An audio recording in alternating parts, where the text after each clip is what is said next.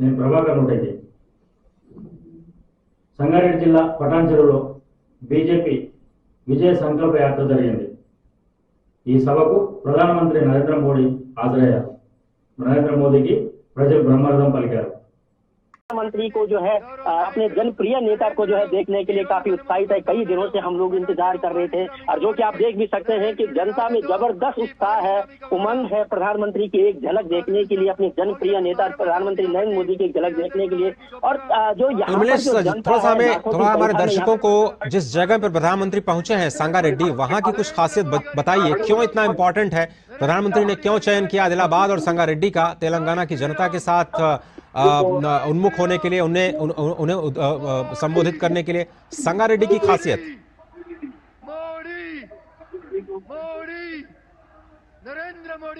इस वक्त मंच पर पहुंच चुके हैं प्रधानमंत्री संगारेड्डी में और स्थानीय जनता तेलंगाना की गर्मजोशी के साथ प्रधानमंत्री का स्वागत करते हुए भारत माता की जय और जय श्री राम के नारों के बीच प्रधानमंत्री एक बार फिर से तेलंगाना की जनता को आज लगातार दूसरे दिन संबोधित करेंगे।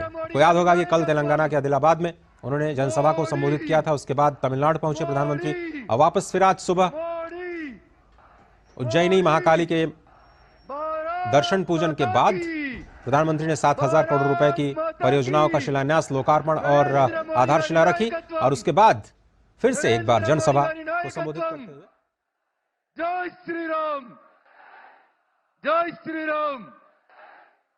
ఇప్పుడు గౌరవనీయులు భారతీయ జనతా పార్టీ తెలంగాణ రాష్ట్ర రథసారథి గౌరవనీయులు గంగాపురం కిషన్ రెడ్డి గారిని మాట్లాడవలసిందిగా కోరుతా ఉన్నాను.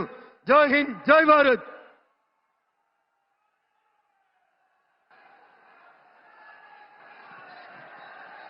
అందరూ చైర్లలో కూర్చోండి దయచేసి.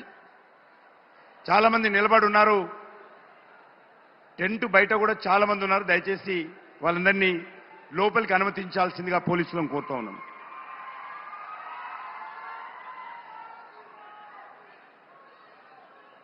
ఈరోజు మన పట్టంచెరులో జరుగుతున్నటువంటి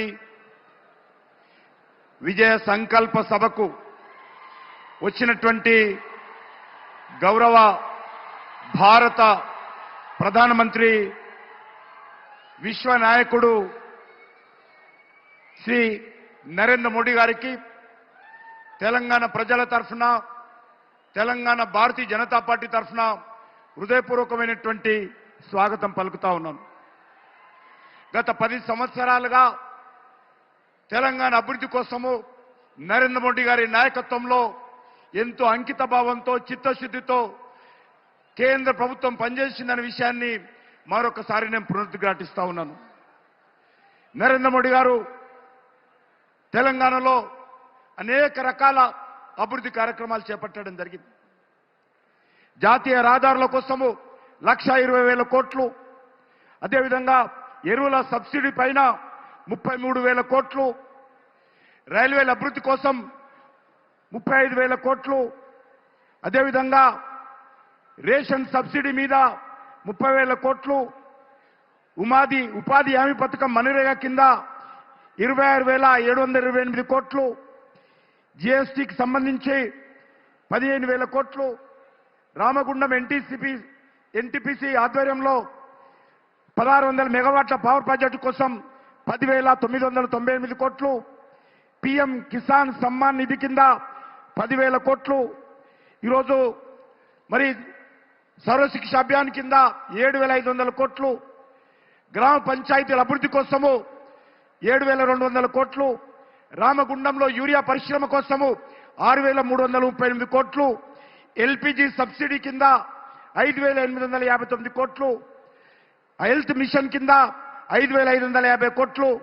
ఈ రకంగా ప్రధానమంత్రి కేంద్రీయ విశ్వవిద్యాలయాల కోసము 4,500 కోట్లు, స్వచ్ఛ భారత్లో కింద 3,745 కోట్లు. ఈ రకంగా అనేక కార్యక్రమాలు కేంద్ర ప్రభుత్వము ఈ యొక్క తెలంగాణ రాష్ట్రానికి ఇవ్వడం జరిగింది. ESI medical college, ESI hospital, AIIMS hospital, AIIMS medical college, అదేవిధంగా ప్రధానమంత్రి ఫసల్ బీమా యోజన, ఈ రకంగా అనేక కార్యక్రమాలు కేంద్ర ప్రభుత్వము మన తెలంగాణ రాష్ట్రానికి ఇవ్వడం జరిగింది. నేను ఇవన్నీ చదివితే ఆల్మోస్ట్ ఒక గంట పడుతుంది. ఈరోజు మనవి చేస్తా ఉన్నాను, గత 9.5 సంవత్సరాలుగా అధికారంలో ఉన్నటువంటి టీఆర్ఎస్ పార్టీ తర్వాత బీఆర్ఎస్ గా మారి ఈరోజు బురద జల్లేటువంటి ప్రయత్నం చేయడం జరిగింది. ఒక తప్పుడు ప్రచారం చేయడం జరిగింది. కేంద్ర ప్రభుత్వం తెలంగాణకి ఏమి ఇవ్వడం లేదని. ఈరోజు మనవి చేస్తా ఉన్నాను, టీఆర్ఎస్ పార్టీ స్థానంలో ఈరోజు కాంగ్రెస్ పార్టీ అధికారంలోకి వచ్చింది. తెలంగాణ ప్రజలు భావించారు మా బతుకులు మారుతాయేమో, జీవితాల్లో మార్పు వస్తుందేమో అనేటువంటి ఆలోచనతో ఉన్నారు. కానీ ఈరోజు తెలంగాణలో ఏ రకమైనటువంటి మార్పు కనిపించడం లేదు. ఏ రకంగానైతే కేసీఆర్ కుటుంబము తెలంగాణ రాష్ట్రాన్ని తన ఇష్టారాజ్యంగా పరిపాలించి తెలంగాణను దోపిడీ చేయడం జరిగిందో, తెలంగాణ సంపదను దోచుకున్నారో, అది ల్యాండ్ మాఫియా కావచ్చు, లిక్కర్ మాఫియా కావచ్చు, శాండ్ మాఫియా కావచ్చు, కాంట్రాక్ట్ మాఫియా కావచ్చు, బీఆర్ఎస్ ప్రభుత్వం పూర్తిగా తెలంగాణను దోచుకున్నారు. మరి కాంగ్రెస్ పార్టీ వచ్చిన తర్వాత ఏదైనా మార్పు ఉందంటే అదేమి కనిపించడం లేదు. ఆ రోజు కేసీఆర్ కుటుంబం అవినీతికి పాల్పడితే 1,000 కోట్ల రూపాయలు దోపిడీ చేస్తే ఈరోజు కాంగ్రెస్ పార్టీ అధికారంలోకి వచ్చినటువంటి ఈ 100 రోజుల్లోనే మరి రాహుల్ గాంధీ ట్యాక్స్ పేరు మీద మనం ఓటేసిన పాపానికి దేశమంతా కాంగ్రెస్ పార్టీ రానున్నటువంటి పార్లమెంట్ ఎన్నికల కోసము తెలంగాణలో ఉన్నటువంటి రియల్ ఎస్టేట్ వ్యాపారస్తుల పైన, బిల్డర్స్ పైన, కాంట్రాక్టర్ల పైన, కంపెనీల దగ్గర బెదిరించి ఈరోజు కాంగ్రెస్ పార్టీ పెద్ద ఎత్తున రాహుల్ గాంధీ ట్యాక్స్ వసూలు చేస్తున్నటువంటి విషయాన్ని మనం చేస్తా ఉన్నాను. అందుకే ఈరోజు ఈ 2 పార్టీలు కుటుంబ పార్టీలే, ఈ 2 పార్టీలు అవినీతి పార్టీలే, 2 పార్టీల డిఎన్ఏ ఒకటే. దీనికి తోడు కలిసింది ఎంఐఎం పార్టీ. ఈరోజు ఈ కాంగ్రెస్ పార్టీ కానీ బీఆర్ఎస్ పార్టీ కానీ ఎంఐఎం కొమ్ము కాసేటువంటి పార్టీలే. కుహన లౌకికవాదంతో, ఓటు బ్యాంక్ రాజకీయాలతో ఈ యొక్క 3 పార్టీలు కూడా తెలంగాణ ప్రజలను గత అనేక సంవత్సరాలుగా దోచుకున్న విషయం మనం చేస్తా ఉన్నాను. 10 సంవత్సరాల క్రితం కాంగ్రెస్ పార్టీ అధికారంలో ఉంది, మళ్ళీ ఈ మధ్యలో అధికారంలోకి వచ్చింది. ఎందుకు? भारत माता की, भारत माता की, भारत माता की. ना तेलंगाना कुटुंब సభ్యులందరికీ నమస్కారాలు. आज मैं लगातार दूसरे दिन तेलंगाना में हूं. जितना उत्साह मैं तेलंगाना के लोगों में बीजेपी के लिए देख रहा हूं, उतना ही मेरा विश्वास भी बढ़ता जा रहा है. आपके इस स्नेह को मैं, आपके इस प्यार को मैं तेलंगाना के विकास के रूप में 2 गुना करके लौटाऊंगा. ये आपका प्यार, ये आपका उत्साह, ये आपके आशीर्वाद मैं बेकार नहीं जाने दूंगा. ఇది మోదీ గ్యారంటీ. మోదీ గ్యారంటీ అంటే గ్యారంటీగా పూర్తి అయ్యే గ్యారంటీ.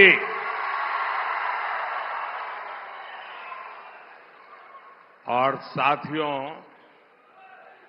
आप भी जानते हैं कि मोदी जो कहता है वो करके दिखाता है.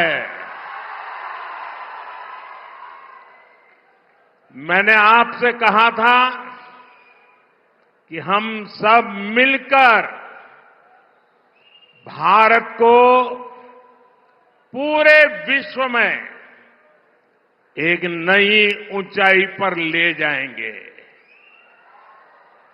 आज आप देख रहे हैं कि कैसे भारत पूरे विश्व में आशा की किरण बनकर नई ऊंचाई छू रहा है। और मैंने देखा है कि विदेशों में हमारा जो डायस्पोरा है ना, इसमें हमारे तेलुगु भाषी बहुत बड़ी मात्रा में है। और ये हमारे तेलुगु भाषी आज दुनिया में जब वो कहते हैं ना मैं हिंदुस्तान का हूं, उसका भी डंका जम जाता है। होता है कि नहीं होता है? आपको गर्व होता है कि नहीं होता है? आपका माथा ऊंचा होता है कि नहीं होता है? साथियों, हमने जम्मू कश्मीर से आर्टिकल 370 के अंत की बात कही थी, आर्टिकल 370 हटाने की बात कही थी। ये वादा बीजेपी ने पूरा किया कि नहीं किया? करके दिखाया कि नहीं दिखाया? और ये काम इतना बड़ा हुआ है कि आजकल आर्टिकल 370 फिल्में बन रही हैं और बहुत पॉपुलर हो रही है। पहली बार देश में इतिहास की इन विषयों में इस फिल्म के माध्यम से लोगों में रुचि दिखाई दे रही है, इंटरेस्ट दिखाई दे रहा है। साथियों, हमने कहा था कि हम सब मिलकर अयोध्या के भव्य मंदिर में भगवान राम का स्वागत करेंगे। स्वागत किया कि नहीं किया? शान से किया कि नहीं किया? गौरव से किया कि नहीं किया? हिंदुस्तान के हर व्यक्ति ने किया कि नहीं किया? पूरे भारत ने किया कि नहीं किया? दुनिया भर में भारतीयों ने किया कि नहीं किया? मोदी की गारंटी हुई कि नहीं हुई? मोदी ने आपसे कहा था कि भारत आर्थिक तरक्की का नया अध्याय लिखेगा।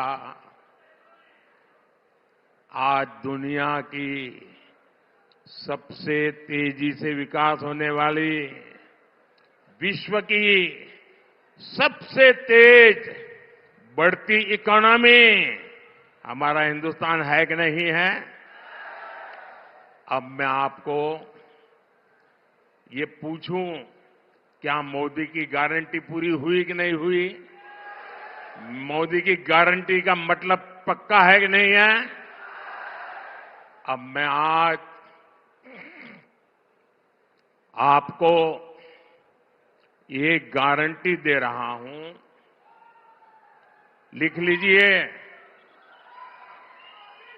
आज मैं आपको एक गारंटी दे रहा हूं, अगले कुछ वर्षों में भारत को विश्व की तीसरी सबसे बड़ी इकोनॉमी बनाएंगे।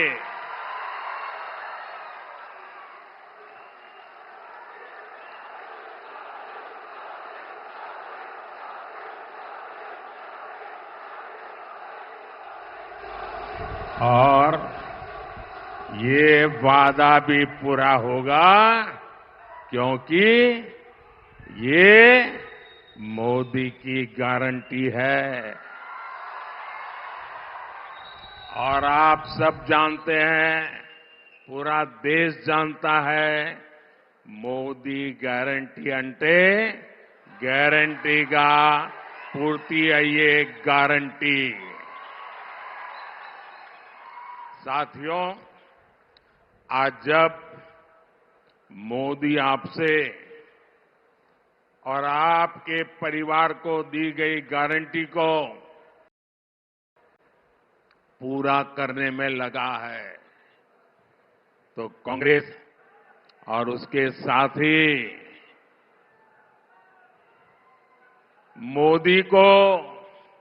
मोदी के परिवार को गाली देने पर उतर आए हैं।